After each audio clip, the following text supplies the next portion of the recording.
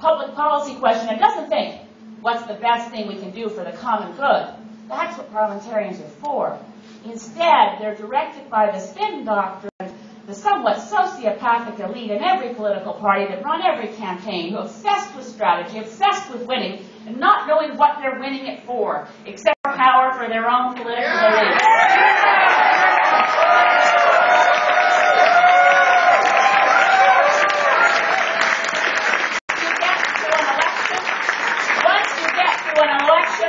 Doctors should go home. Yeah. Once we get to an election, people in the House of should be capable of working together and saying, okay, we've got some issues here. We don't all agree, but it's a minority parliament.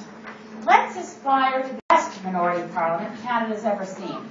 And I think we all know the best minority parliament Canada has ever seen was Lester B. Pearson's government, with the cooperation of David Lewis. Gave us our health care system, gave us our employment insurance, gave us our Canada pension plan, and invested in the future of our country.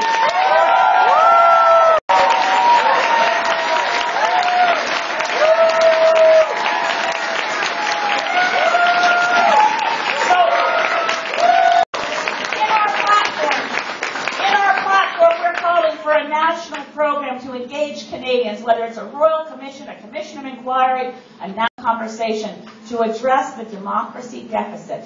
Because, as Mike just said, if we don't fix the growing like a cancer in Canadian democracy, the toxicity and the growth of constant partisanship, a non-stop action campaign, that even where consensus is sitting right in front of you and there's a possibility of getting people to agree, it's smashed to the floor, lest it become an obstacle in attacking the other person when the next election campaign rolls around.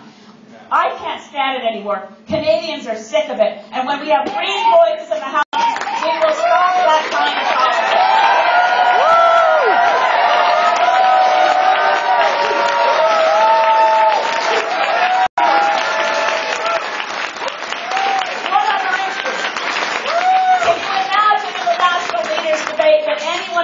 Is going to bring up for a Royal Commission of Inquiry into what happened in the streets of Toronto during the G20? Yeah!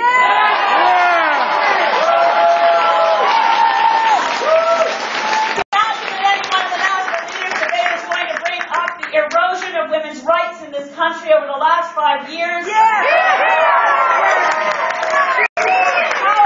How is it that it goes unnoticed that the Harper government has removed from the mandate of status of Women Canada the goal of achieving equality for women?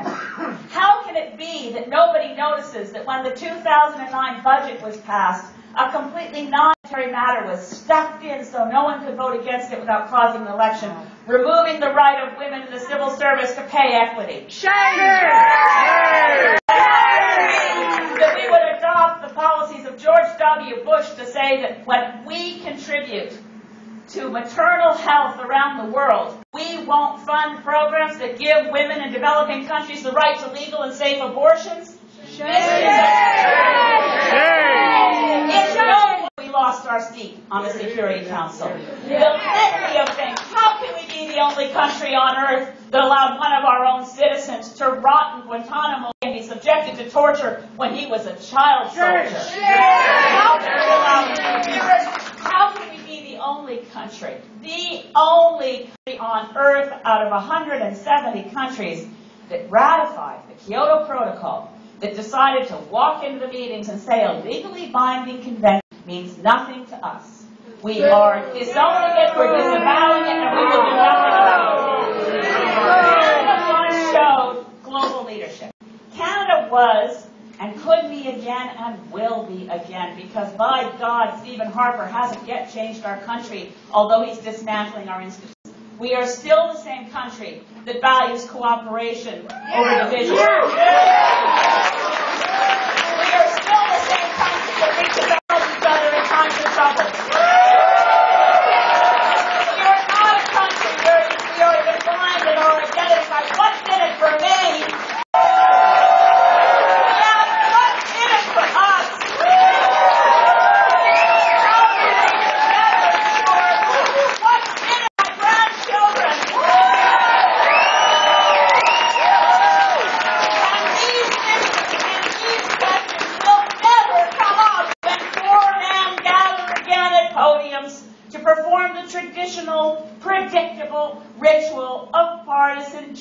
and pre-rehearsed efforts at the zinger line. They don't think on their feet. They could, but their handlers won't let them. So we're going to see a very sad spectacle again.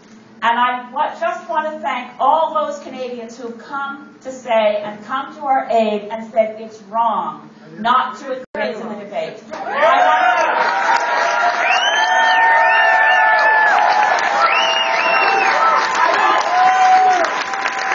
want to thank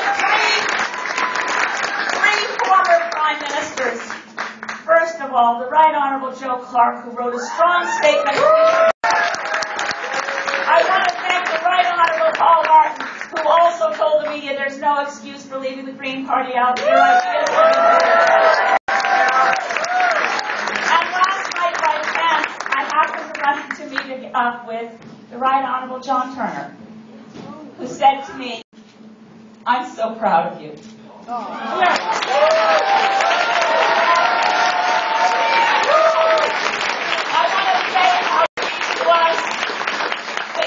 Observers, people like Ellie Alblom, people who are really aware of what goes on within the consortium have stepped up and said this is wrong. I want to thank Andrew Coyne at Maclean's for being so articulate and so, I think he's angrier than I am.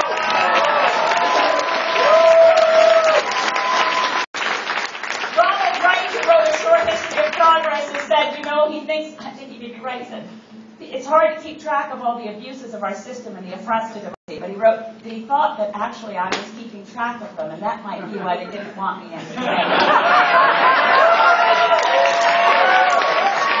I think that the decisions of the Ombudsman for CBC and the Ombudsman for Radio-Canada, merci pour les décisions de l'Ombudsman de Radio-Canada, qui est aussi un ombudsman pour CBC, dit que ce n'est pas égal, ce n'est pas démocratique, ce n'est pas la vraie démocratie.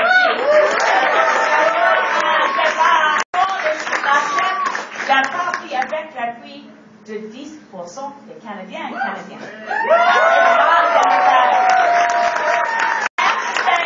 I may be forgetting, oh, poor Margaret Atwood has been a huge help. Farley Mowat has been a huge help. We're hearing from so many Canadians who are outraged.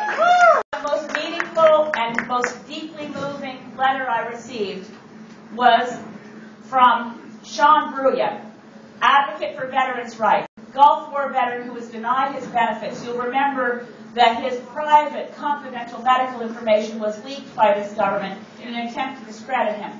And we also, in the debates, will raise issues of veterans' rights and how we are so disrespecting the people who've gone into the most dangerous places on earth on our behalf and come home only to find that the Harper government figured out a way to pay less by giving them a one-sum payment now and no money later. There is a great deal wrong with Veterans Affairs under this government. But Sean Bruya wrote that, on behalf of veterans, we want you in the debates. On behalf of veterans, you know that you will raise issues about